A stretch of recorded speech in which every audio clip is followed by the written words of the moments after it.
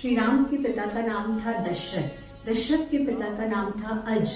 अज के पिता का नाम था नाभाग। नाभाग के पिता का नाम था ययाति। ययाति के पिता का नाम था नहुष। नहुष के पिता का नाम था अंग ऋषि। अंग ऋषि के पिता का नाम था प्रशुश्रु। प्रशुश्रु के पिता का नाम था मरु। मरु के पिता का नाम था शिद्रग। शिद्रग के पिता का नाम था अग्निवर्ण।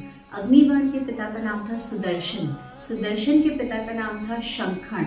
शंखण के पिता का नाम था प्रवृत्त। प्रवृत्त के पिता का नाम था अंशुमन।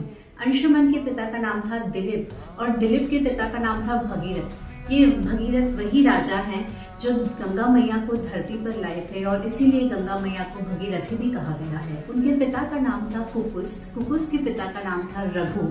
रघु राजा वही तेजस्वी राजा है जिनके नाम पर रघुकुल पड़ा।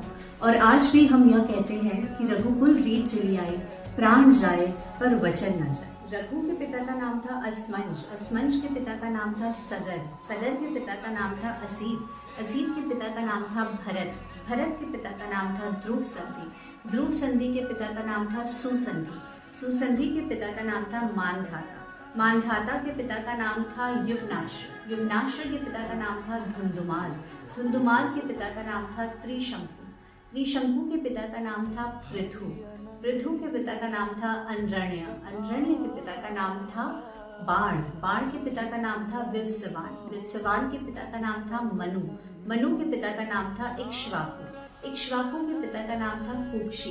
कुक्षी के पिता का नाम था विकुक्षी।